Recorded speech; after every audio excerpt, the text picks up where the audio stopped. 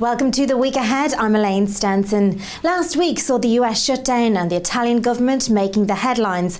I'm joined on the line now by Philip O Sullivan, Chief Economist at Investec Ireland, for a look ahead to this economic week. Philip, last week we saw the US shutdown dominating the news. We're now on day 7. What's the current situation, and is there any update on the debt ceiling at all? Yeah, well, the US shutdown has continued without any signs that it's going to be resolved in the short term. We had the Republican House Leader, John Boehner, saying yesterday that the US is going to head for its first default unless the President starts negotiating with Republicans, which he so far seemed reluctant to do.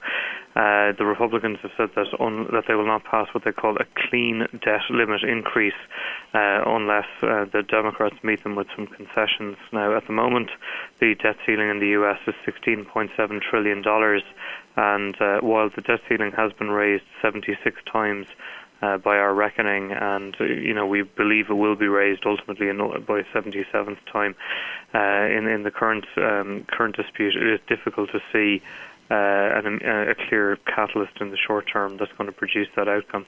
This week in Europe sees the Bank of England back in the spotlight. What are you expecting from this?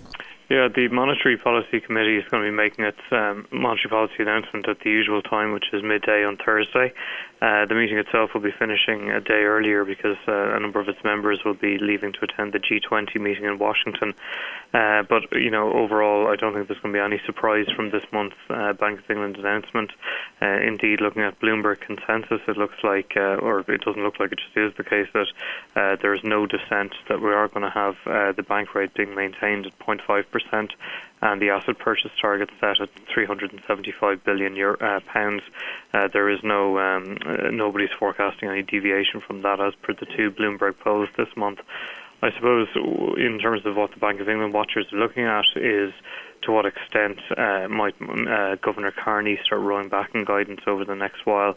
As you know, since he took up the reins, data points in the UK have been an awful lot stronger than he might have imagined at the time that he took up his post, which now leads the market to kind of disbelieve his guidance that he's going to be keeping policy kind of stable until the second half of 2016. It looks like it could be sooner that the Bank of England starts moving rates, or else moderates its policy in another way. More data on the eurozone recovery will be released later this week. Is there anything in particular that you'll be looking out for? Yeah, I think it's overall it's a quiet enough week for eurozone data, but I think one thing that will remain in the spotlight will be one of the eurozone's smaller members, which is Ireland. Next week, the country will be passing its budget, which will be the final budget before it exits the EU Troika programme at the end of this calendar year. There's been a lot of speculation about whether Ireland will be moderating its austerity programme. The IMF had a lot to say about that on Friday evening, urging that the country stays the course and brings in €5.1 billion of fiscal consolidation measures between this budget and the next one. And obviously, given that the Irish government looks like it's going to be going for lower austerity than previously guided for this year, it remains to be seen whether next year will compensate. So I think the white paper, which is an essential part of the budgetary process, which we released this week, might give us some clues about the Irish government's thinking, but obviously we won't know the full facts until the Minister for Finance here gets up in the Parliament on the 15th of October to deliver his budget. And finally, Philip, is there anything else you'll be focusing on this week? Well, I suppose just in the short term, it'll be interesting to see how America opens up. You've seen some nervousness in the markets today just on the back of the latest US shutdown headlines. European equity markets are under pressure, but it'll be interesting to see how the US reacts to that. People who are maybe on the ground might have a different perspective.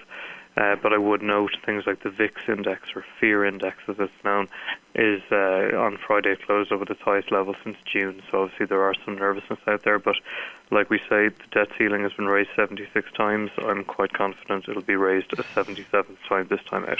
Philip, many thanks for joining me on the line today, and that's all we have time for now, but do check back for the many updates and interviews coming this week. Bye for now.